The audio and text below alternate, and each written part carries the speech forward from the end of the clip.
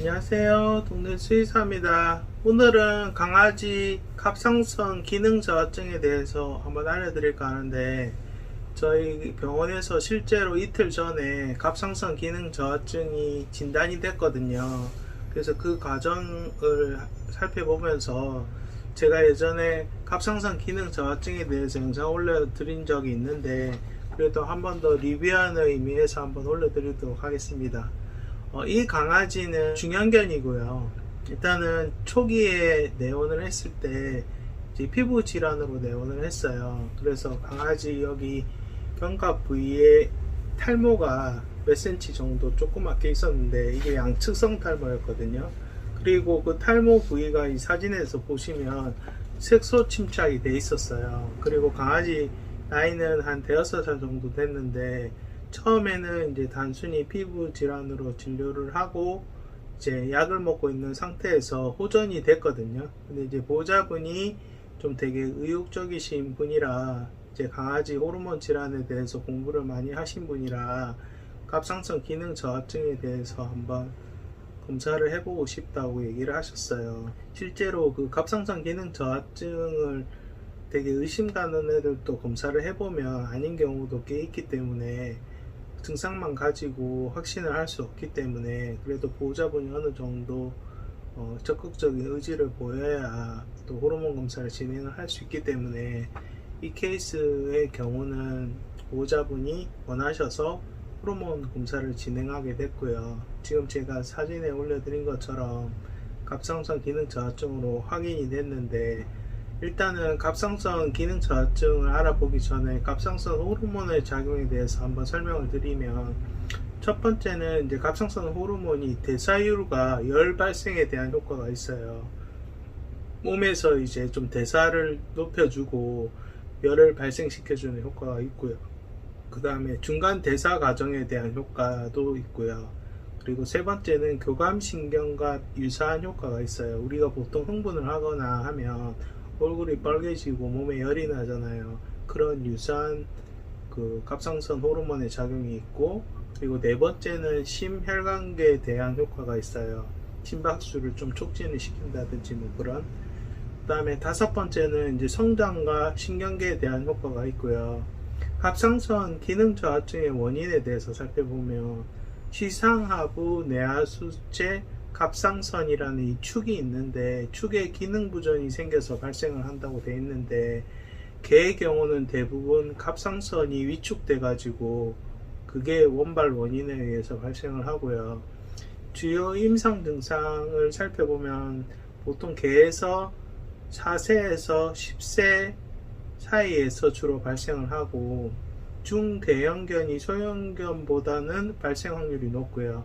그 다음에 호발 품종을 잘 보셔야 되는데, 골든 리트리버, 도베르만 핀셔, 아이리시 세터, 그리고 우리가 많이 키우는 미니어처 슈나우저, 닥순트, 코카스파니엘, 이런 애들은 정기적으로 갑상선 호르몬 검사를 해보시는 게 좋고요. 그 다음에 강아지가 무기력하고 좀 건태롭고, 그 다음에 운동불내성, 운동을 잘 안하고 잠만 자려고 하고 추위를 많이 타고요. 그리고 피부 증상은 아까 제가 설명드린 것처럼 대칭성, 양쪽 똑같이 비소양성, 가렵지는 않은데 탈모가 생기고 그 탈모 부위에 색소가 침착되는 전형적인 증상이죠. 그리고 식욕이 증가하고, 식욕이 증가하게 되니까 당연히 체중이 증가하게 되고, 이 강아지도 식욕이 되게 좋은 편이거든요. 그리고 번식 장애가 생길 수 있어요. 그래서 수컷 같은 경우는 고환이 위축되고, 암컷 같은 경우는 발정이 잘 안 오거나 되게 발정이 간헐적으로 불규칙하게 오고, 그 다음에 정사 감소증, 그 다음에 유주 분비 과다, 암컷의 경우에서 생길 수 있는데 보통 한 25% 정도는 유주 분비 과다 증상을 보인다고 합니다. 그리고 이제 중추신경계에도 이제 문제가 생길 수 있어서 안면신경 마비가 생기거나 머리가 이렇게 기울어지거나 점액수종이 생기거나 혼수 상태가 올 수도 있기 때문에, 만약에 애기가 혼수 상태가 됐다고 하면 갑상선 호르몬도 꼭 측정을 해보는 게 좋고요. 진단은 T4, 프리T4, TSH 농도를 측정을 해서 T4나 프리-T4가 낮게 나오고 TSH가 정상이거나 증가되게 되면 이 세 가지를 같이 평가를 해서 이제 갑상선 기능 저하증으로 확진을 하게 되고요. 약은 보통 갑상선 호르몬 약을 먹게 되고 보통 신지로이드를 많이 쓰거든요.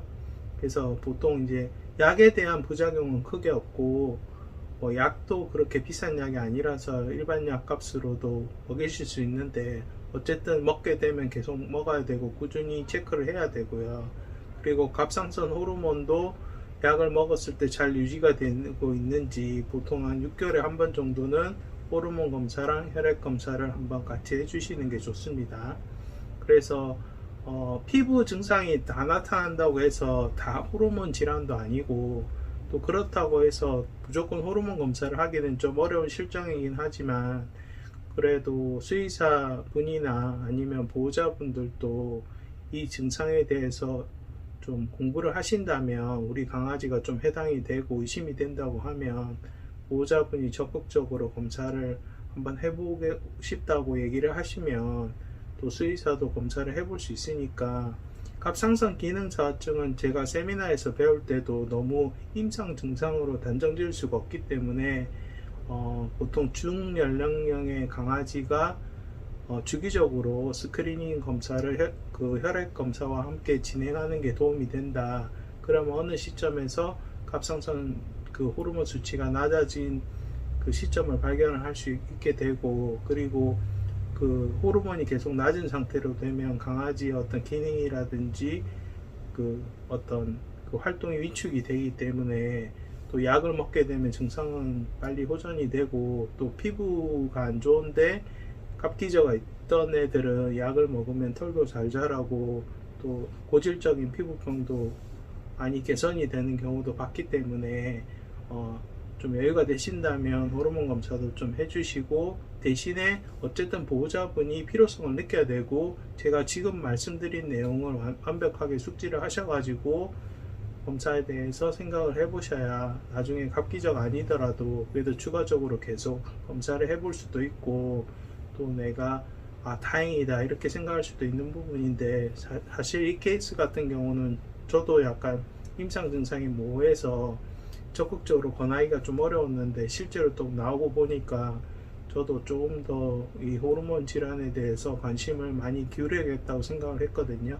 그러니까 여러분도 이런 영상이 도움이 돼서 혹시나 갑기저가 있는데 지나치는 일이 없도록 면밀히 한번 살펴보시기 바랍니다. 자, 오늘 영상 감사합니다. 안녕히 계세요.